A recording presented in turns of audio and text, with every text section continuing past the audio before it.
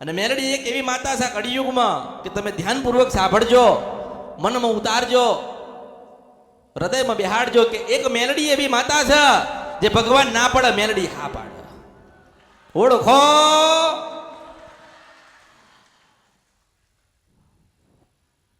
ગમે તેવું દુઃખ હોય, ગમે તેવી વેદના હોય, ગમે તેવા વિઘ્ન આયા હોય, એક બાજુ બેસી જાઓ, એક બાજુ તમારું મન ઠરાવો, મેલડી પ્રત્યે આસ્થા રાખો. આજે એમ થાય મેલડી મેલડી લોકો નથી કરતા. કેમ મેલડી મેલડી લોકો કરતા છે કે એમને ખબર છે કે અમારી પાસે કઈ નતું ને ત્યારે આલવા વાળી તો આ મેલડી જ હતી. અમને કોઈ બોલાવતું નથી, અમને કોઈ બોલાવતું નથી, કોઈ બોલાવતું નતું, અમારી પાસે સાધન નતું, રહેવા માટે નતો. આજે જાહો જલાલી કરી હોય ને તો ક્યાં મેલડી એ કરીશ. એટલે મેલડીને કોઈ દાડો ભૂલતા નહીં. તમને જે મેલડીએ સુખી કર્યા હોય મેલડીને કોઈ દાડો ભૂલતા.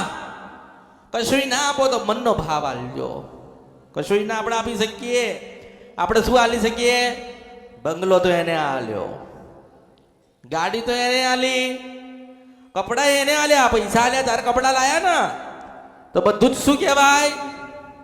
તમારી પાસે જે બી ધન હોય ને, રૂપિયા હોય, સંપત્તિ હોય ને, બધી મેલડીની આપેલી હોય. તો મેલડી શું માગશે? હૃદયનો ભાવ માગશે. હૃદયનો ભાવ માગશે, પ્રેમ માગશે, સાચું બોલેલા હોવા જોઈએ, તારે મેલડી રાજી થાય.